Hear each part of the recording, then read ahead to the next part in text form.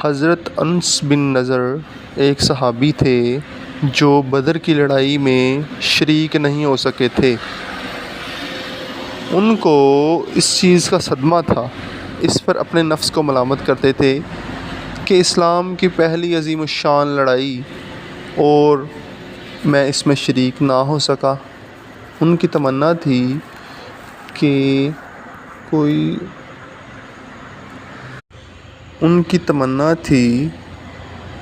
کہ کوئی دوسری لڑائی ہو تو حوصلے پورے کروں۔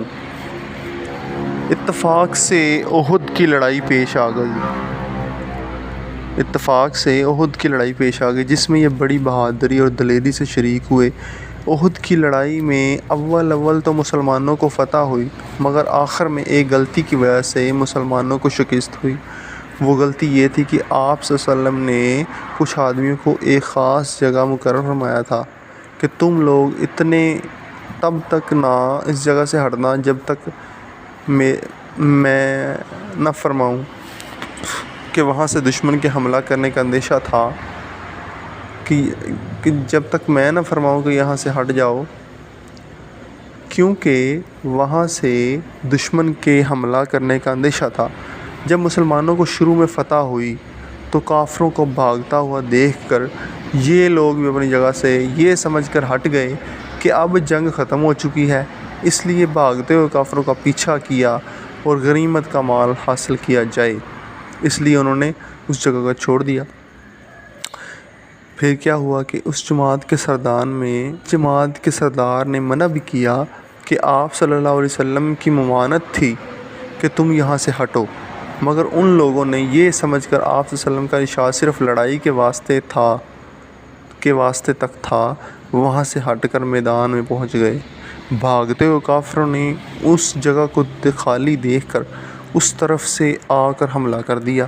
مسلمان بے فکر تھے۔ اس اچانک بے خبری کے حملہ سے کیا ہوا کہ وہ مغلوب ہو گئے اور دونوں طرف سے کافروں کے بیچ میں آ گئے، جس کی وجہ سے ادھر ادھر پریشان بھاگ رہے تھے۔ حضرت انس رضی اللہ تعالیٰ عنہ نے دیکھا کہ سامنے سے ایک دوسرے صحابی حضرت سعد بن معاذ آ رہے ہیں۔ ان سے کہا کہ اے سعد، کہاں جا رہے ہو؟ خدا کی قسم جنت کی خوشبو احد کے پہاڑ سے آ رہی ہے۔ یہ کہہ کر تلوار تو ہاتھ میں تھی ہی کافروں کے ہجوم میں گھس گئے اور اتنے شہید ہو گئے واپس نہیں ہوئے۔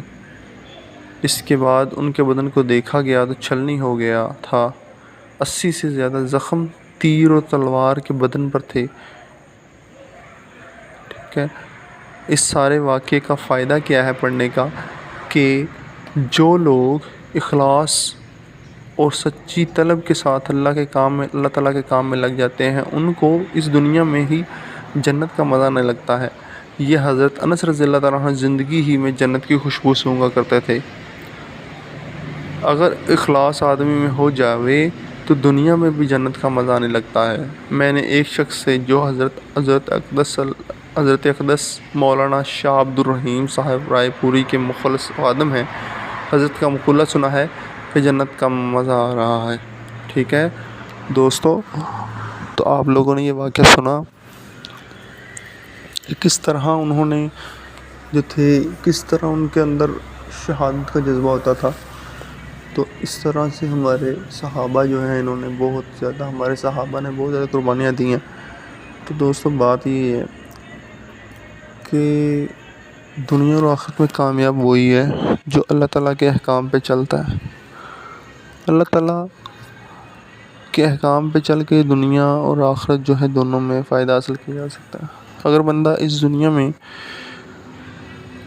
آخرت کی تیاری کرنے لگ جائے، ٹھیک ہے، تو پھر یہ دنیا تو صدقے میں اللہ تعالیٰ اس انسان کو دے دیتا ہے۔ تو اس لیے آپ لوگوں نے کیا کرنا ہے، آخرت کی تیاری کرنی ہے اپنی۔ باقی اس چینل کو سبسکرائب کریں، پھر ملاقات ہوتی ہے۔